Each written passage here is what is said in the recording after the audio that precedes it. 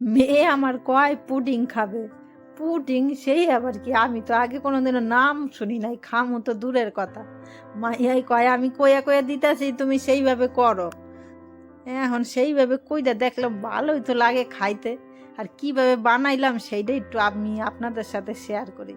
নমস্কার, আমাদের বাংলা রান্নাঘরেতে আপনাদের স্বাগত সবাই রে। প্রথমে কয় ক্যারামেল করো। ক্যারামেল কিভাবে করতে হয়, কয় 3 থেকে 4 চামচ চিনি দাও। এবার চিনি দিছি, এবার একটুখানি জল দিলাম 2 থেকে 3 চামচ। এইবার গ্যাসের ফ্লেমটা একটু কম কইরা 5 থেকে 6 মিনিট এইরকম নাড়লে চাললেই সুন্দর একটা কালার আয়া পড়লো দেখলাম। সেইটারই কয় নাকি ক্যারামেল। দেখেন এইবার এত সুন্দর একটা কালার আইছে। এইবার এইটা একটা কাচের বাটি নিছি, সেইটার মধ্যে এবার ঢাইলা নিলাম। দেখেন কত সুন্দর কালারটা হয়েছে না। এইবার এইটা একটুখানি বাটির চারোপাশ দিয়ে ঘুরাইতে কইল, একটু ঘুরাইয়া নাও দেখো রে, যখন বানামো তখন আরো বেশি সুন্দর লাগবে দেখতে। এইবার একটুখানি দেখেন ঘুরাই নিতেছি, দেখতে কিন্তু চরম হয়েছে একদম। এইবার এইদিকে নিয়েছি 500 গ্রাম দুধ। দুধটা একটুখানি বেশি নিয়েছি, ও নাকি 2 বার থেকে 3 বার খাইব, একটু বেশি করে নাও দুধ। নিয়েছি 500 গ্রাম দুধ। এবার দুধটা আগে থেকে একটুখানি ফুটাই নিয়েছিলাম। এইবার কয় মায়ের মধ্যে চিনি দাও। তো কতখানি দেবো চিনি, কয় 50 গ্রামের বেশি দাও, বেশি মিষ্টি মিষ্টি খাইতে ভালো লাগে না, এর জন্য 50 গ্রামের বেশি চিনি দিলাম। আর এইদিকে কি লাগবো সে দোকান থেকে কিনে আনছে আগে থেকে।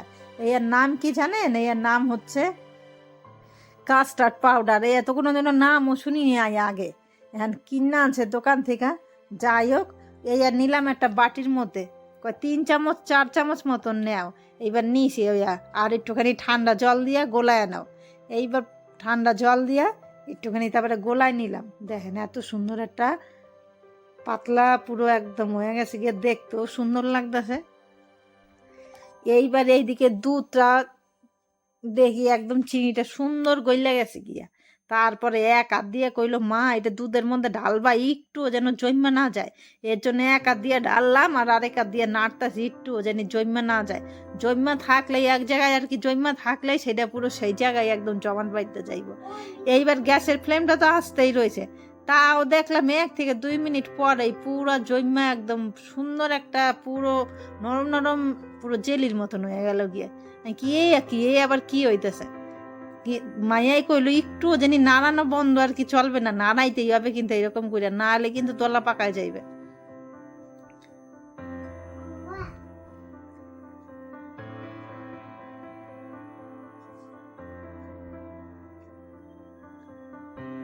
নাড়াইতেই আছি একটু জানি না জইমা যায়, কিন্তু দেখি পুরা তো জইমাই গেছে একদম সুন্দর। দেখেন সুন্দর একদম পুরো জেলির মতন হয়ে যাইতেছে। ওই দেখেন পুরো একদম জৈমা সুন্দরই হইতেছে। আর এইরকমই কইলো মা এইরকমই লাগবো। দেখেন সুন্দর একটা পুরো নরম নরম একদম, কিন্তু পাতলা রাখলে হইব না, তাহলে কিন্তু আর জমবো না। এইবার এইটা ঢাইলা নিলাম একটা বাটির মধ্যে। এইবারে বাটিটা ফ্রিজে রাখা দেবো এবার, কিন্তু তার আগে একটুখানি বাটিটা নাড়াচাড়া নিলাম যেন একটু নিচে যেন ফাঁকা না থাকে। এইবার গ্যাসে কই কেন, এইবার রাখা দেবো ফ্রিজে যতক্ষণ ঠান্ডা না হয় ততক্ষণের জন্য রাখা দেবো। 1 ঘন্টা রাখা দিছিলাম। 1 ঘন্টা পরে আবার দেখেন কি সুন্দর জমছে, দেখতেও এত সুন্দর লাগতেছে। মা কয় মা কাটো এটারে আগে, কাইটটা দেখি সত্যি দেখতেও সুন্দর, খাইতেও সেই রকম সুন্দর। আপনার কাছে কেমন লাগলো রেসিপিটা সেইটা একটুখানি জানায়েন কমেন্ট করে। আর যদি ভালো লাগা থাকে সেইটাও একটুখানি কমেন্ট করে জানাইবেন, আর পারলে একটা লাইক কইরেন। দেখেন মনে হয় যেন একদম কত সুন্দর লাগতেছে না দেখা, মুখে যখন দিলাম তখনও বিশাল ভালো লাগতেছে খাইতে।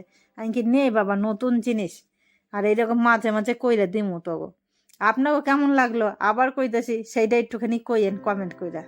আর পারলে আপনারাও বাড়িতে একবার এরকম কইরা খান, বাচ্চারা বিশাল পছন্দ করে এইসব জিনিস, তার জন্য একটুখানি কইরা দেন।